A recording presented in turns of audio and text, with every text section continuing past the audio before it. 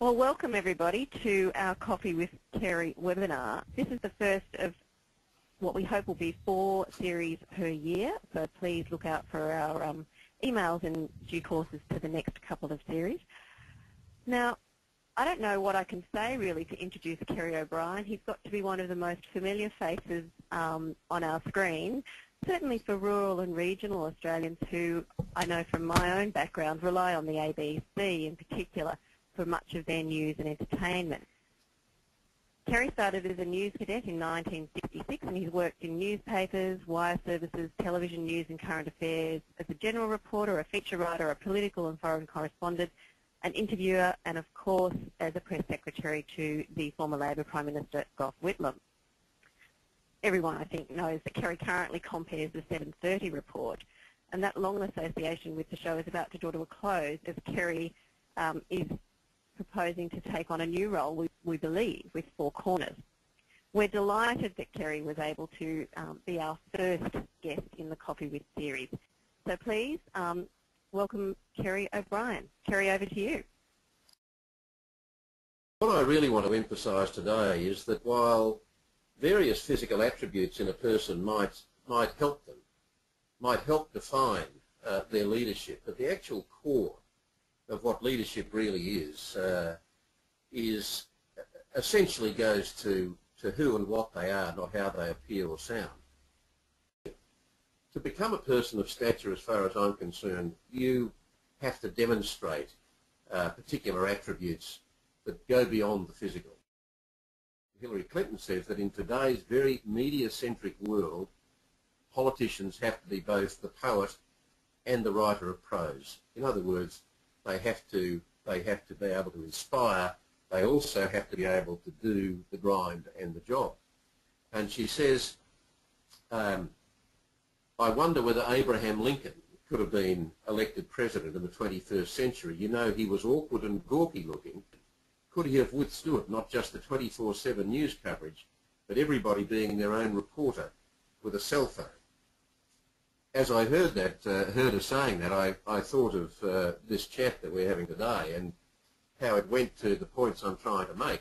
I personally think the answer to Hillary Clinton's question, could Abraham Lincoln have been elected today, is absolutely resoundingly yes.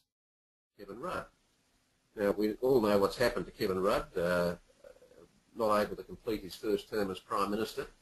But if you think back to the beginning of his Prime Ministership, where this nerdy little guy had put his stamp on the Labor Party as such that even though he was not popular within that party, he was chosen as the person most likely to lead Labor back into government. There were figures who arguably might have been a little more inspirational in terms of those sort of classic physical elements, but in Kevin Rudd you had somebody who struck a chord. And when they had the first day of Parliament, and this is the active leadership that I want to talk about, when they had the first day of Parliament and Kevin Rudd was acting on his promise, and many would say, well, there were a lot of promises by the end of the 3 years that hadn't been kept, but this was one promise that Kevin Rudd and Labor kept, and that was the promise to apologise to the stolen generations, Indigenous generations, on the first day of the Parliament. And I would think most Australians were moved by that. There was some debate about doing it and not doing it, and of course there were those, and they've got the right to hold the view, who felt that there was no need to do that. But many Australians were inspired by that day, as was clear, not just from the reactions around the Parliament and the people who were grouped on the lawns outside, not just from Indigenous Australians, but from many Australians in many walks of life right around the country. There comes a time in the history of nations when their peoples must become fully reconciled to their past if they're to go forward with confidence to embrace their future. Our nation, Australia, has reached such a time. That is why the Parliament is today here assembled to deal with this unfinished business of the nation, to remove a great stain from the nation's soul, and in a true spirit of reconciliation to open a new chapter in the history of this great land. Now, some might have written that better, some might have expressed it differently. But the fact is, I think those are notable words, and they were penned, we're told, by Kevin Rudd himself. And I don't think there was any doubt amongst people who were there and witnessed it that day or heard it that Kevin Rudd meant what he was saying. Now that, whether you agree with it or not, that was an act of leadership, and arguably an inspirational act of leadership. If you are aspiring to be a leader in whatever field you're in, I mean, if you're a farmer and you're a leader in the farming community, well, you don't have to be wearing a Xenia suit, and you don't have to have a booming voice, and you don't have to be able to speak with enormous polish as if you've just come out of some grade school laboratory. Humility is not something you learn from a textbook. Humility may be something that is innate in you, or it may be something that is inspired in you from observing humility in others. But I do just want to say this.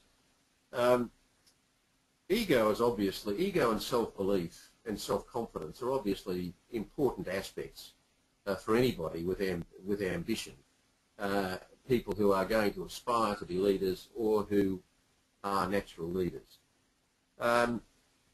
So those things are important, and I would say particularly confidence. No matter what you are involved in, if you have real knowledge of what you're about, if you can be confident of what it is that you want to say, whether you're expressing a vision to a nation or whether you're expressing a vision to a small room full of people, then that confidence is an enormous part of the recipe for success, I think.